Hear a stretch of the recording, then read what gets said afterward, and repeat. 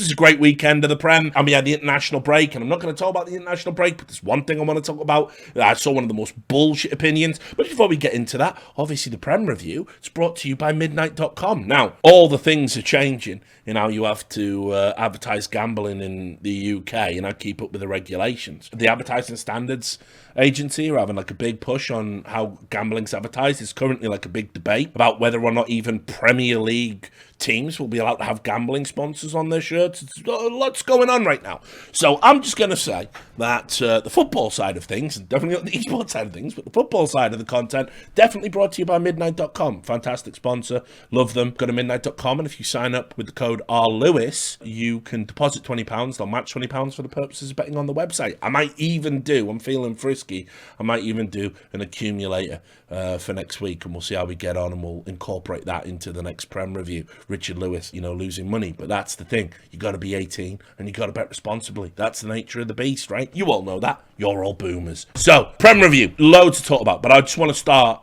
with one of the most bullshit opinions I've ever heard. It was coming out of the international break. It was Danny Mills, right? Danny fucking Mills. I'm having a beer if I'm talking about Danny Mills.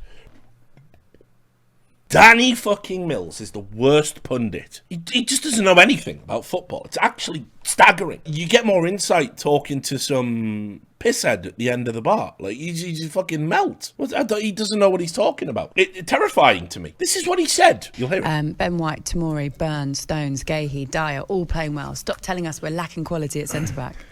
Right, so this is from TalkSport, right? TalkSport with Danny Mills, right? And Ali McCoist. I didn't even recognise Ali McCoist because when I was young, Ali McCoist, he was the housewife's favourite. Everybody wanted to shag Ali McCoist. You would catch your mother watching A Question of Sport that he was on. And you'd be like, why are you crossing and uncrossing your legs while watching Question of Sport? He wouldn't say that. That'd be really inappropriate. But you know what I mean? He was like that. And I didn't even recognise him because now he's turned into a gammon, hasn't he? And he's just a big fat mess. It's crazy. Alcohol, not even once. Anyway, this is TalkSport, right? There was somebody called in and said this was after the international break, and England had done shit in the international break because obviously Southgate missed his opportunity to actually win us a trophy by picking terrible penalty takers, and we're not allowed to talk about it because instead of talking about how Southgate fucked up by picking penalty takers that had no place taking a penalty, we invented a whole thing about racial abuse that wasn't even real when you looked at the data. Very good. So we couldn't even have an intelligent discussion about how Southgate might have bottled it in the final, and now lo and behold, England are just shit. They don't play good attacking football, they don't shoot, and they're not good at the back because they insist on playing Harry Maguire. So, great. Anyway, the discussion was who should play in defence for England, because Harry Maguire had a fucking nightmare against Germany, because he's Harry Maguire. He's a one-man fucking disaster. He's absolutely garbage. I don't understand. Why can't people see what I see? And he was basically at fault for 2 of the goals in a 3-3. It was the last game. England were already fucked. They were already out of it. They went away with a draw at Wembley against Germany, a 3-3 draw. They could have won. Could have won that game, should have won that game, but Harry Maguire is just a fucking millstone round everyone's neck, except his own. He's got no self-awareness. Again, he's always doing these interviews, like, no, actually, I think I'm playing well. Like, oh, shut the fuck up, Harry, you're garbage, you're a joke. Anyway, so he was responsible for a fucking just nightmare, and this caller called into TalkSport and said, listen, we've got good defenders. And Danny Mills gave one of the worst opinions I've ever heard in my life. Listen to this. But they're not international quality, Laura. That's the problem. And Ali, you'll know that the step up is massive, absolutely huge, and that's the difference. You can't just throw untried, untested people in, especially a partnership. Right. So I'm just going to pause Danny Mills there. Danny Mills says you can't test out English players ever. How do you ever get a new player in the squad? How do you ever get a new player in the squad? What the fuck are you talking about? I remember when Danny Mills got into the England squad, people were saying, I don't know about Danny Mills. But, Danny Mills got a handful of caps. Like, he got like something like 18 caps, maybe 20, I don't know. Maybe a little bit more. That was when he was at Leeds, right?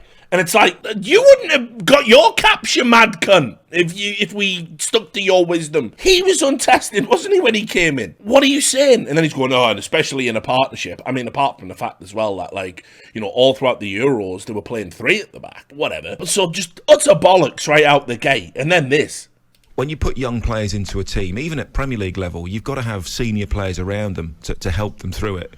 You can't go with unknowns into international. And I'm pretty sure you wouldn't, Ali, as a manager. I agree, Danny, but the only thing I would say is I would definitely, me personally, I would definitely be going into this tournament in 7 weeks' time with a better, idea of how Tomori Gay would be able to handle the situation. And he makes a good point. There is talent out there that we're currently not playing because Southgate, I don't know, he thinks he's the Maguire whisperer or something. Maguire's done. He's done. He's had his window. He's trash. He's too arrogant to accept he's trash. He's going to be out at United and he's going to go somewhere where you're not even going to be able to justify picking him for England. He's done. We've got players we need to start fucking developing. I'm saying we, like give a fuck about England, and they're not going to do it. And so, Ali's like, look, there's another tournament coming up soon. A World Cup, no less. Perhaps we should have tried some of these other players out, especially in a game where we were already out of contention. And that's a good point, right? But no, Danny Mills is another idea. And listen to this bollocks. But I think Cody's next on the list. Because, quite possibly. Because Cody, you know what you're going to get. He's got a few caps. Cody Connor, by the way, has been in and out of the England side and does represent a sort of unknown and inexperienced player. He has contradicted himself within the space of 40 seconds. Danny Mills, ladies and gentlemen. Solid. He's steady. He's a good lad. He's a good pro. He's not going to cause issues if he's not in the team. Well, then why didn't he bring Mings back in? If that's the case, because he's terrible. No, but for England, he didn't put a foot wrong for that Euros campaign before they switched and brought Harry and everyone back in. I think Maguire's better on the ball. But for your argument, though, if Harry Maguire gets injured, so Stones is injured, hopefully he comes back in. If pick up a couple of injuries, like you're saying, and then the next one.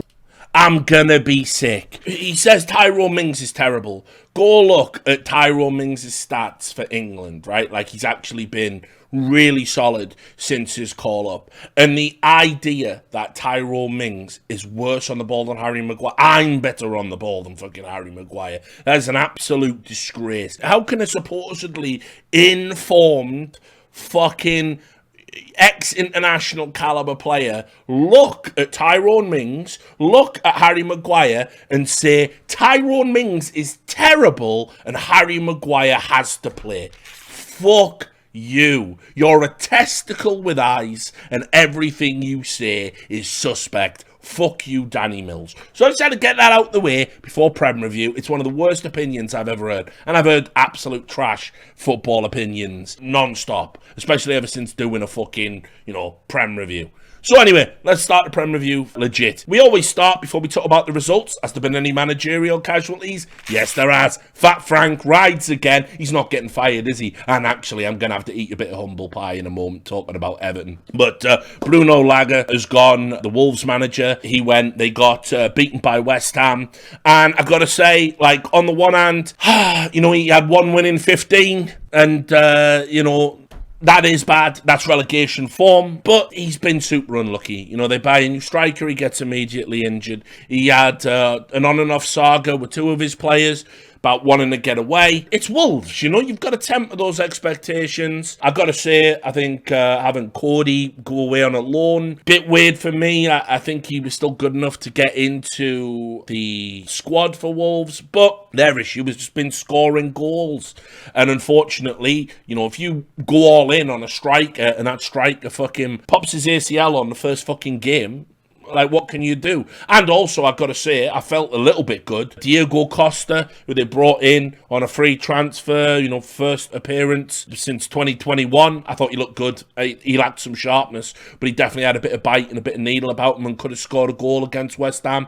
Was kind of a little bit unlucky. Fabianski had a good game. But unfortunately, it just was one of those things. After the game, he made that fatal error of saying, if you look at our results, when we have a striker compared to when we don't, we win our games when we have a striker, and when we don't, we don't. Again, these managers that are on borrowed time that sort of go after the board and imply it's their recruitment policies or their lack of funds, it's not a winning strategy. You are just going to get shit canned. But I liked him as a coach, and people seem to forget, he guided Wolves to 10th in the league in his first season when he took over from Nuno Espirito Santo. Look, feel a little bit aggrieved, but one win in 15 think 9 of them were losses. It's just one of them. I do feel Wolves are better than where they are in the table.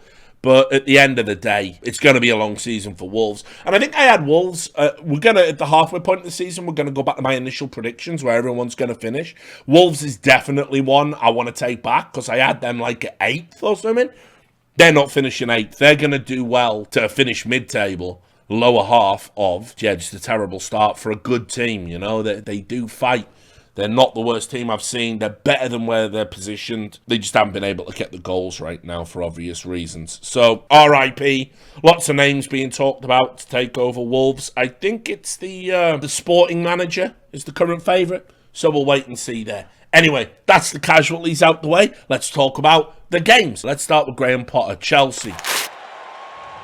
A lot of people are kind of, out there in the football world, they've been a bit ambivalent about it because, like Potter sort of doesn't set the world on fire if you haven't been, paying attention to football. This show, this broadcast, My Prem Reviews, it's all been Potter propaganda. I'm very big on him. But he had a tough game away to Palace. And I know that sounds like, wait, this is Chelsea we're talking about. That's a tough game these days to go away to Crystal Palace. They fight for everything. They got some very good attacking players. They play great counter-attack using, Zaha and Edouard as players that are looking to break when they get the ball, and they put men behind the ball, and they play this very hard to break down, counter-attacking style, and they're going to be all right this season, Palace. But Chelsea were able to come out on top, nearly a draw. Probably would have been a fair result, honestly. And there was a little bit of controversy because there was a handball decision that once again the big team got the break of it. I think all the refs, because of all the talk about VAR,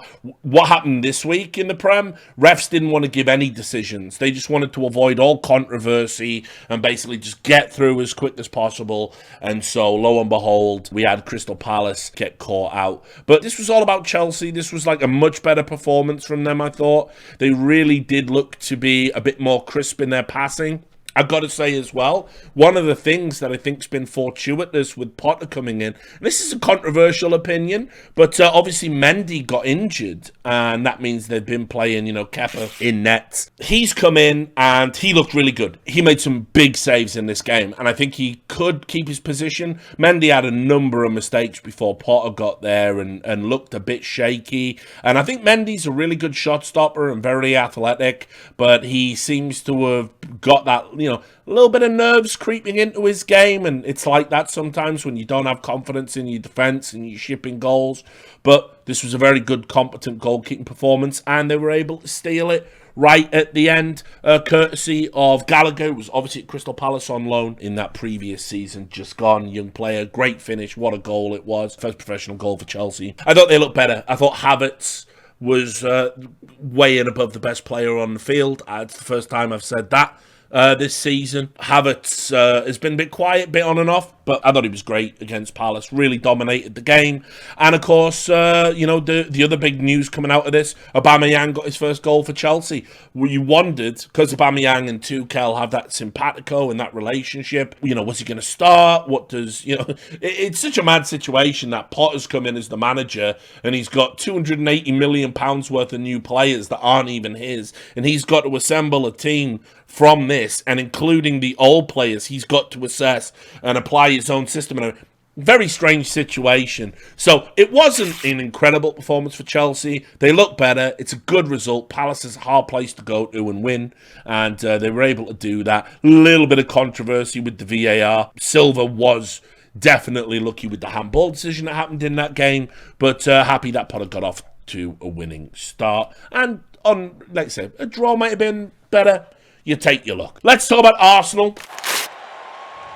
I've been wrong about some things, but I've been right about more. And Arsenal as genuine title contenders. We said in the last episode, Arsenal, are they going to be genuine title contenders? We're going to find out once they play Tottenham, once they play Liverpool. Well, they had this North London derby, and they fucking absolutely dominated it. It was incredible. I mean, you knew Arsenal were up for this. And by the way, we're going to talk about the Manchester derby. This is the contrast. You knew Arsenal were up for this. After an absolute dominant spell, they get the first goal after 20 minutes. What a goal from Partey, by the way. Yeah, he should have been closed down. I don't give a fuck. That's a blockbuster finish. I couldn't believe people weren't talking about it more. I guess it was like Almiron absolutely scored a worldie that everyone was talking about that. But that strike from Partey was amazing. And this is a guy, by the way, that he's not even a player that gets like talked about a lot.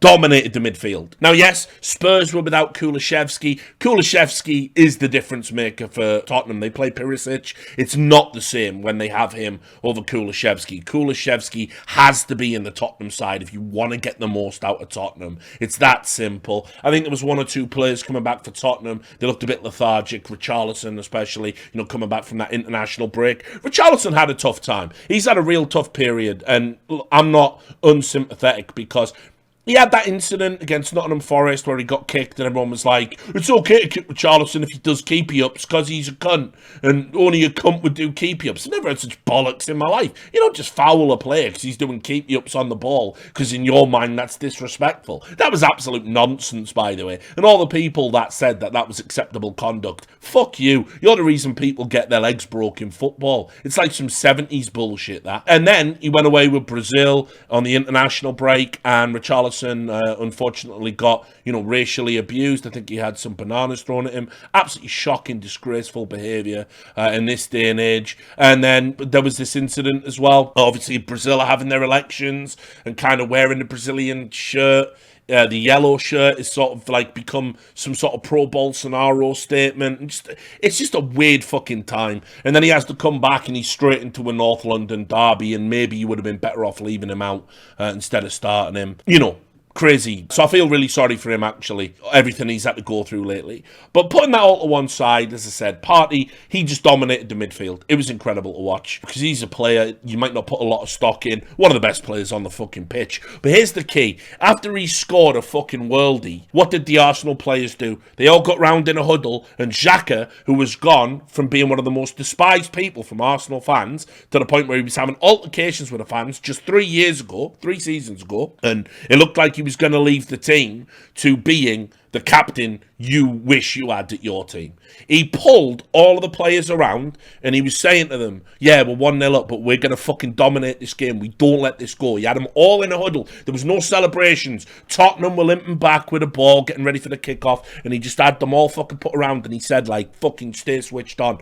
I tell you what, Xhaka has grown on me. What a boy. When you contrast that to what happened at the Manchester derby, where there was a complete lack of leadership and big personalities for United, Arsenal actually are going to be fucking more than all right this season. They're right in this title race. I don't give a fuck what anyone says. I'm backing them to beat Liverpool next week 2-1. So anyway, great from Xhaka, great to see. And then they got another goal shortly after the break. Gabriel Jesus showing there's more to him than just incredible goals. Like, Jesus' all-round game, if it wasn't for Haaland, who is a fucking freak of nature, never seen anything like it. But if it wasn't for Haaland, I think we'd be talking about Jesus as probably like the best all-round striker maybe in the Prem right now. Like, Jesus, he wins headers, he's strong, he holds up the ball, he backs into defenders, he can score from outside the box, he can run at defenders, he's scoring tap-ins. This was one of the scrappiest goals of the season, but it's the type of goal you love to fucking see.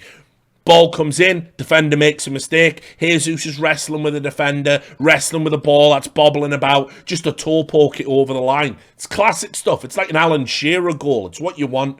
Jesus put them into a strong position after Kane got a penalty back. And then Emerson Royale, I don't know what the fuck Emerson was doing. He just raked a player on the ankles. It was probably a harsh red card. I saw Alan Shearer and all the pundits on Match of the Day were going, well, there's no need to make that challenge. That's a stupid red card. That not needing to make the challenge doesn't make it a red card. The sort of viciousness of the challenge is what makes it a red card. And for me, it was just on the right side. Probably should have been a yellow, but it's one of them. If you're going to stand on a player's ankle in a nothing challenge that you can't possibly win when he's going back towards his goal, you're going to let the ref make a decision. And in the Premier League, you don't want the refs making any decisions. At that point, it was game over. Tottenham were not in it before that. They got pretty lucky with the penalty. They were definitely not in it when they had 10 their men. Xhaka got the third. Game over. Arsenal, legitimate title contenders this season. Yeah, it's early days. Yeah, we haven't got to 10 games yet. Arsenal, legitimate title contenders. They're going to beat Liverpool. They're going to really keep the pressure on. I can't wait to see them down the home straight. We'll get it out the way. We'll just get the Newcastle game out the way. I'm a Newcastle fan. I don't want to be. They're evil. They're blood money. They're the ESL of football right now. They're even worse than City, probably. I don't know. How would you judge it all? Anyway, we played Fulham away. Fulham have been really good. I said they were going to be all right. They made it easy on us, Shalabah sent off after 8 minutes. And so I don't put a lot of stock in this result being a 4-1, but we've been playing well enough to give somebody a fucking tune-in this season. It just hasn't happened yet, and unfortunately it happened to Fulham. I was dreading it because I thought, Mitrovic is going to absolutely stick it up. It's going to be a nightmare. But instead, we got that early break with the red card, and that's what we needed. We were able to kick on from that point. Not really a lot to talk about. It was a very classic Newcastle performance. All the people you expect to get in among the goals were there. But Guimaraes was back. One of the best goals you're going to see all season. The Almiron goal. Guimaraes, just incredible in midfield. Literally already a legend at the club. He did this incredible move, bit of guile, ball over the top. Almiron hit this left-footed volley, so sweet.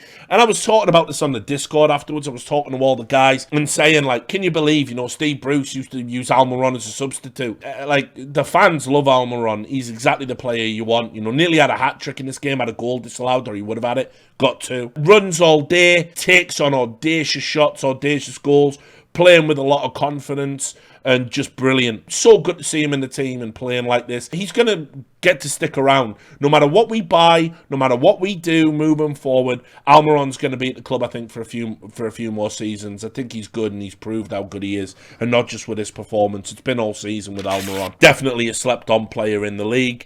And this 4-1 win, I think, pushed us up to 7th. Remember, I had us about 8th or 7th in the final standings. I think we're good value for where we are in the league. We could have had a couple more wins. We've been a little bit unlucky. I think we've been a bit ordinary. We haven't set the world on fire. But crucially, Callum Wilson's back scoring. This was Joe Willock's best game, actually. Joe Willock obviously kept us in the league, and he's become a bit of a club legend for what he did under Bruce when we were playing Bruce ball, and Willock got something 10 goals in 10 games to basically keep us in the Prem, or we were really in fucking trouble. And by the way, let's just segue. Fuck all of you people in the media that stuck up for Steve Bruce. Go look what he's... The whore of the Midlands. Look what he's done to West Brom, another Midlands club. Well, I always wanted to play for War Villa. Always wanted to play for War Blues. Always wanted to play and manage for War... Fuck you. Absolute just... No principles. Slumlord cunt. Can't stand him. Anyway, West Bromwich Albion have 1 win in 11. Under Steve Bruce. They were headed to the playoffs under their previous gaffer. They fired him because the football wasn't attractive enough, and then they hired Steve Bruce. You get what you fucking deserve. I can't believe it. Under Bruce, Newcastle were the worst team in the Premier League in terms of possession, attacking, shots on target, absolute fucking garbage. And 1 win in 11 at West Brom. They're going to be in a relegation dogfight until you fire that fat cunt. And all the people in the media were going, well, he should have been allowed to spend 200 million of fucking blood money at Newcastle. He would have bought shite. He's fucking clueless. We wouldn't have had a Guimaraes. He's a fucking mess. So fuck Steve Bruce and all the Newcastle fans once again vindicated. Alan Shearer, I know he's a club legend. I lost a lot of respect for that motherfucker when he was backing Steve Bruce after what... Don't you love Newcastle and fucking watch what he did to our club? Fuck that. So anyway, Newcastle are looking good for a top 8 finish this season if we keep this up, especially if you consider we could have had a couple of more points here and there. Next, Liverpool. If there was one thing I want to take back about my predictions, it's Liverpool winning the title. They ain't winning the title. Yeah, they ain't. My bad. They look decent in pre-season, and they looked really good in the Community Shield. What do you want from me? And I think they've got a great squad, and I really like Klopp, but off to a terrible start. And you blame the injuries? And now people are coming back from the injuries, and it's like, man alive. There was a headline. Trent Alexander-Arnold. Liverpool boss Jurgen Klopp defends fullback after England demission. Keep in mind, Gareth Southgate thinks Harry Maguire's the man to play in the centre of the park, right? To play centre-back for England. But even Southgate recognises that Trent is a fucking defensive liability. In fact, there's a fantastic clip on Monday Night Football with Gary Neville where he's going over all about, Trent's fucking worst mistakes. This guy is, again, he's a one-man wrecking ball to your defence, and every time he plays, this is what you're going to get. You're going to ship fucking goals. It's just that bad. It doesn't matter if he scores, he cannot defend. He absolutely cannot defend. It's really bad. And once again, he was absolutely dog shit in this game against Brighton. Liverpool, 3-3 draw. Brighton continue to play great football without Potter. He's fucking trash. Trent Alexander-Arnold, again, responsible for a lot of the play. Brighton Hove Albion were just able to get it wide down his flank with impunity, and Trent Alexander-Arnold was just all over the place. If Klopp doesn't drop him, Liverpool are going to be fourth, let alone first. Like, you're going to get a boost. Find somebody else. I don't care who. Find somebody. But the headline, Klopp backs him. He said, there is space for improvement, but his offensive ability is so extreme, he has to be included in the team. If his offensive ability is so good, play him on the right wing. You can't have him at right back. He's a fucking joke. Like, yeah, for real. I'm not even joking. I would probably have old man Milner. I'm old enough to remember when Milner was the youngest Premier League goal scorer, beating Wayne Rooney's record when he come in. And now old man Milner, like fucking the Wolverine of the Premier League. Yeah, put him in at right back. At least he gives a shit. At least he runs back. At least he defends. He's not jogging into the box after losing the ball. Milner will bleed for the cause. Trent's a fucking liability. Anyway, this was a great game of football. That's the main thing. And Firmino is, continuing to be like Liverpool's standout this season. He was able to get 2 goals. But Brighton Hove Albion, what Potter did for this team, it's incredible. Trossard with a fucking hat-trick. If you had him in your fantasy, you're absolutely fucking landed this week. Let me also just say, low-key, the thing that I'm loving at the moment, the Welbeck resurgence. Danny Welbeck, he led the line so well here. Trossard got the goals, but Welbeck was an absolute fucking nuisance. Trossard, clear man of the match, sure, he gets a hat-trick. The next best player on the park, maybe Firmino, but then after that, it's Welbeck. Welbeck was great, and if Welbeck stays fit, I think he's going to be a great asset. People are going to be talking about him by the end of the season. It's sad what happened to his career. It really is, but he's playing a very different role now. He's like a hold-up man, so good in the build-up for all of these goals. If you go and watch, I think he had a assist, but he was also in the build-up for every goal, like holding up the ball, laying it off, just really, really good. And so Brighton Hove Albion, good value for a draw here. Good value for 4th in the league, honestly, based on all the football I've seen. I've watched pretty much like every live game, watched extended highlights of every game. Brighton a good value for 4th right now. Like, that's not a meme. That's not a joke. They've looked better than Chelsea, looked better than Man United, better than Newcastle, better than Liverpool. What are you going to do? Are Liverpool winning the league? No, they're not anymore. I think, honestly, if you look at where they're at in the league now after this, they've got something like 10 points, and Arsenal have 21, and City have 17, and Tottenham have 17. This is too, I've seen some pretty big turnarounds and some pretty big deficits overturned. I just don't see where Liverpool are going to be able to make it up. And it would have to start with Arsenal next week, right? You're going to have to start taking points off these teams above you. And I don't think Liverpool are ready yet. I don't think they are. I think this is a transitional season for Liverpool. And I think top 4, still doable. They're not a bad side overnight, but their defence is super shaky. Alisson's having to dig them out of the fucking trenches time and time again. They're not dropping Trent. Yeah, Liverpool are going to struggle. City, Arsenal, Tottenham, Brighton, they all look better. So they'll be 4th probably now. So I'm revising that. My bad. My love of Klopp ruled over my head. Right, now we go from one half of Liverpool to the other.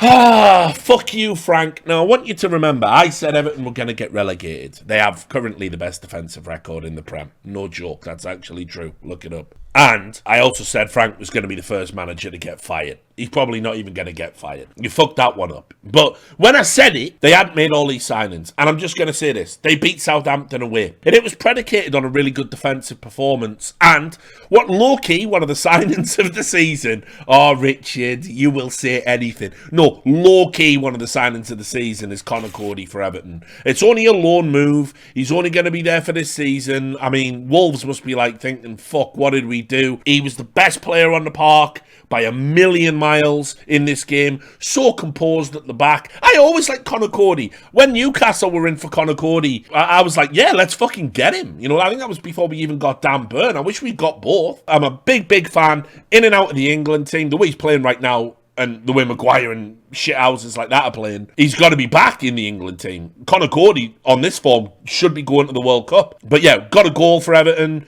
So composed at the back. And between Cody and Iwobi low-key, one of the best box-to-box midfielders in the Prem right now. What can I do? Oh, Tarkowski as well. Tarkovsky, however you say it. The cunt they got from Burnley. He's absolutely smashing it right now as well. So listen, I'ma just say this. I don't believe for a second Frank knows what he's doing. I don't believe for a second Frank is a good manager. I don't even think he wanted to sign these players. I think some grown-up in the room was going, sign him, Fat Frank. Yep, click on that. Yep, it's like just like Football Manager, Fatty. Just like Football Manager. But he's fucking done it, hasn't he? And I'm going to have to take Frank off Fraud Watch. I hate to do it, guys, but he's officially off Fraud Watch because Everton are climbing up the table, best defensive record in the league. He's smiling in all the interviews like a fucking dog that's been shown a card trick, doesn't even know where he is or what's happening, and it's just working for him. And it makes me sick because at the start of the season, they were one of the worst fucking footballing teams I'd seen. They looked awful in the league. They were somehow getting results against all of the odds. It didn't make sense to me, but now they're up to 11th. Fuck it. He's off Fraud Watch. Everton aren't going down. He's probably not even going to get fired. Fuck. Sad. One of the things I did say, just to try and save myself and dig myself out of the Fat Frank-shaped grave that I'm stood in. Can you dig yourself out of a grave? Well, whatever. Anyway, is Southampton getting drawn into it? I do fucking feel sorry for Southampton fans because I don't think they have a bad team. I think it's just an inexperienced team. When Hasenhüttl, when he had the opportunity to buy players, I think he just needed to get someone with a bit more Prem experience in there. Certainly needed to get a striker that is used to the demands of the Prem because, as I've said, unfortunately, and it was absolutely proven here, Shea Adams isn't your man. Shea Adams isn't going to get you 15 goals this season. Shea Adams is missing chances left, right and centre, and you need somebody clinical in there if you're going to get these goals. Now, yes, Aribo, he got a great goal. It's not going to be enough, unfortunately, and I did have worries about Southampton getting sucked in to this lower end of the table and being just above the relegation zone. And I think if that happens again this season, I think, unfortunately, Hasenhüttl, as much as people might like him, probably going to get fucked up. It's sad because there's a lot of prospects at Southampton, but this is the Prem. You don't develop talent on the job in the Prem. You have to fucking take your time, play it slow. You can't just slot in 3 players all at once. You got to use them sparingly, use them as subs. You got to fucking find, the right blend of talent. The Prem, it's hard. You've got a lot more to think about than even being an international manager. International manager, you just pick what looks like you should be your best 11 based on current form and people who play together. Prem manager, you've got lots to think about, lots of moving parts, and I think he's gone for a long-term strategy in a league that doesn't value long-term planning. So Southampton gonna have some issues, I think, but I hate to say it, Everton were good value for the win here. Played really well. Conor Cody, absolute monster. Fuck, sad. Then, I don't want to talk too much about West Ham Wolves. West Ham got a win. It was relatively unremarkable. West Ham got out the bottom 3. Just to tack on one of the narratives, Schumacher, I did say it was going to take him a while. Schumacher was from Sassuolo. I can never say that fucking team. It always blows my mind. But, he was a £30 million signing, which, not the biggest money in the current market, but he was good in Serie A, which I know is a diminished league compared to what it used to be, but he got like 16, 17 goals, something like that, in like 36 appearances. Solid return. And I said it's going to take him a while, but it was a great goal. It got a deflection. It was a great hit. He's looking confident. He's scoring in Europe. He's going to be absolutely key because Antonio was on the bench. I love Antonio. Like, Antonio was a Richard Lewis player through and through. He's the kind of player I would have had him at 2 based on last season. But definitely right to bench him. Bowen got a goal as well. West Ham looking like maybe relying on 1 or 2 big names has probably been, people dining out on reputation. Moyes has had enough and he's benching him and it's got a response. So fair enough. Wolves are a tough team to break down and West Ham pretty much dominated this game from start to finish. Still got some question marks about Rice. I think he's well overrated, unfortunately. But at the end of the day, this was the best West Ham I've looked all season, outside of that Chelsea game they got robbed in. Now, the big one. This is the big one. This is the one you all want to talk about. I saw people even tweeting at me. Prem Review gets about 7,000, 8,000 views. I want to pump that up to 10 and 12 by the end of the season. Tell your friends. Share it. Spread it around. But anyway, this was the big one. This is the one everyone wanted to talk about. And, of course, it was the Manchester derby on Sunday. 6-3 to City. Where to begin? Right, first of all, no one thought United were going to win this game. Nobody, not even the most ardent United fan, could have believed United are even close to City right now. There was no way. I've met some pretty fucking delusional United fans. You know the type. I mean, I saw some of them on Twitter. Like, there was some cunt, he's got like 300,000 followers, I don't even know who the fuck he is. But he's one of them fan accounts, and he basically said, like, I'm not scared of Haaland because we've got, like, Varane and Martinez or whatever it was. And it's like, mate, you should be scared of Haaland. I'm fucking scared of Haaland. I'm just scared of Haaland. I'm scared of a player like Haaland existing. Because, it's like when you used to play Pro Evo, you used to give your player all 10. I'm talking the old school Pro Evo. You would give yourself 10 in every stat, and you would just score from everywhere on the park, and you would just outrun defenders, and you would just, every tap in was good. And you would just be like, you'll never see a player this good in your life. Obviously, it's just banter, it's just funny, right? But Haaland is that player come to life. He's got 10 for everything. It's ridiculous. Like, maybe not shooting outside the box, but when you're as good as him, you don't need to. And when you're playing a team like City, why would you ever need to shoot from outside the box? I'm just going to get an incredible eye of the needle pass while I'm in the box. It's ridiculous. And I saw the stat, which was, out of all of the players, the fastest to 3 hat-tricks in the Prem, and it was bonkers. It was like, Michael Owen, like, 54 games, Andy Cole, 65 games, Ruud van Nistelrooy, 52 games. It was like this shit. And then Haaland, 8 games. 3 hat-tricks in the Prem. And you're like, what the fuck? Now, listen, I wasn't sucked into all that contrarian bullshit that these morons were spouting at the start of the season. Haaland will... Haaland will not hack it in the Premier League. He has been in the Farmers League. Yeah. I was never that guy. Haaland's the truth. Like, you've got to know that. If you know football, you know when someone, even if they're playing in a league that might not be as strong as the Prem, might not even be as strong as La Liga, you know who's the truth and who ain't, if you just have been watching football for a while. And Haaland is the truth. But I'll tell you this. I said he was going to get the Golden Boot. I said City are, going to be right up there for the league. And now, for me, it's between them and Arsenal based on what I've seen this season. But if you'd have told me he's got something like 30 Premier League games left to score 10 goals to equal last season's Golden Boot, that's too mad even for me. And I was a believer. This guy's fucking insane. Absolute cheat code football.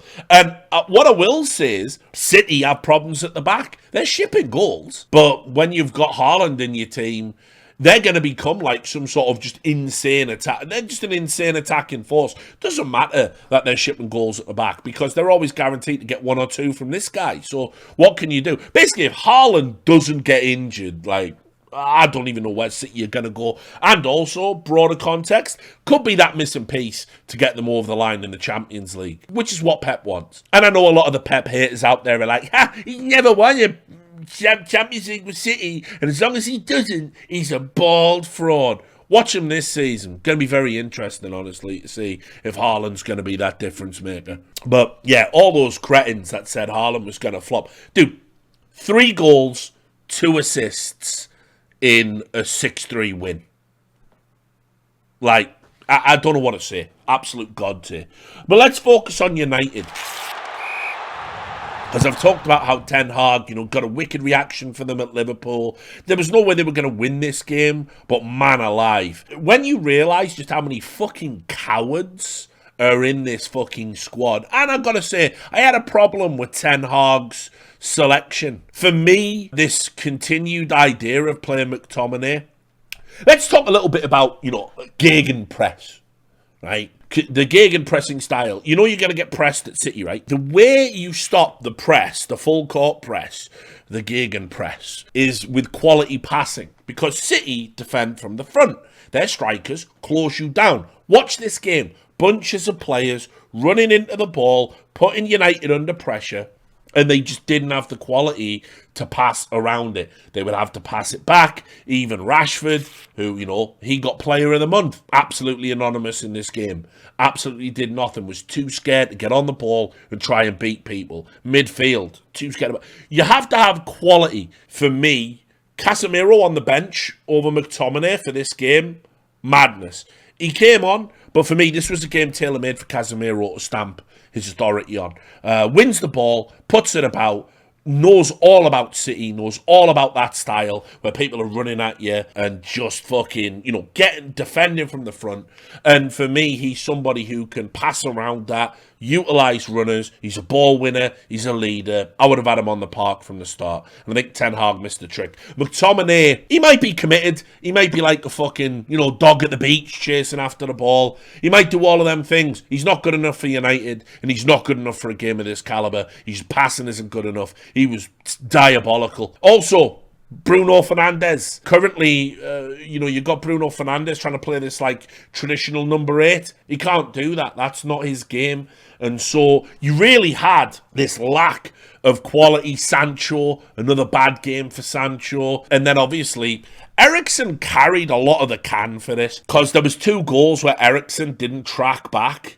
And listen, if your defensive protocols require Christian Eriksen to pick up a runner and track, you got problems. Eriksen is not a complete midfielder in that sense. Eriksen is a very good ball-playing midfielder who, when you're in attack, is going to be cultured and, blah, blah, blah. Unfortunately, they had so little in terms of, defensive midfield, big game players that wanted to get, put their foot on the ball, control the game, get in the face of the City players. You couldn't even utilise Eriksen in this game. In fact, if you were absolutely insistent on trying to play this style, maybe it's Eriksen you drop for Casemiro and you sort of keep McTominay on there. Eriksen in this game was just sort of wasted, a luxury player that was never going to get his touches. And it's sad to see him get blamed for 2 goals. Like, I don't know, yes, he should have tracked the runs. I get it. You want your players to just be committed and play for the cause, but that's never been Eriksen's game. If you want Eriksen to be like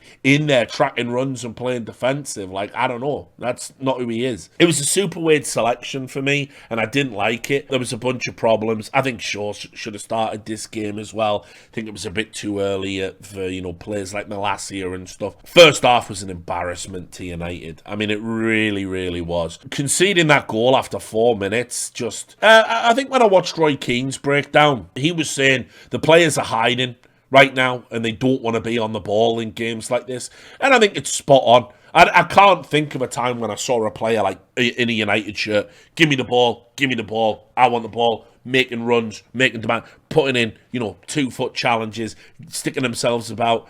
They just wanted to get this one over with, and I feel sorry again for Ten Hag because There's a lot of mediocre players in this team. A lot of players who are dining out on a reputation they don't deserve. I still don't understand how people like Fred can get a game. I know they were trying to shut up shop when Fred came on the park. Fred is just a fucking more expensive version of Eric Jemba. He's one of the worst players I've ever seen in the United shirt. I absolutely stand by that assessment. I don't know what anyone sees in him.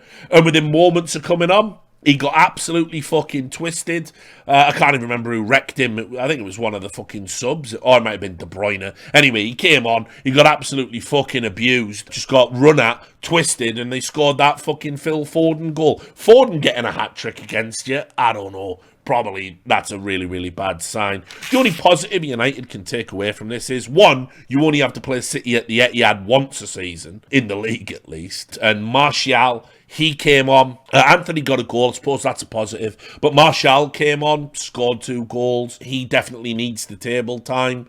I don't think he's good enough to be digging United out of a hole, but I had no expectations about United in this game. I still think United are going to be much improved under Ten Hag, and I still think that they're going to be 6th, 7th, 8th. Flirting with the UEFA spots. One other thing, just to say about United as well. I do feel that, there's some players that they're just going to have to offload, and I want to see Ten Hag, maybe even as early as January, sign some players that Ten Hag wants. I get the impression he didn't want Casemiro. I think that was to shut the fans up, because they were linked with Arnautovic or whatever from Bologna. I think that was a move made to try and placate player dissent. And look, Ronaldo, a weird situation there. He didn't bring him on, and I would have brought him on again. I mean, why not? For me, if you've already shipped like 4 or 5 goals, this idea of like damage limitation, that's pussy talk. Like, you may as well bring on a strike. I'd rather lose 7 or 8, than fucking claw one back and go, well, we only lost 6-1, But it was a really weird rationale that Ten Hag gave.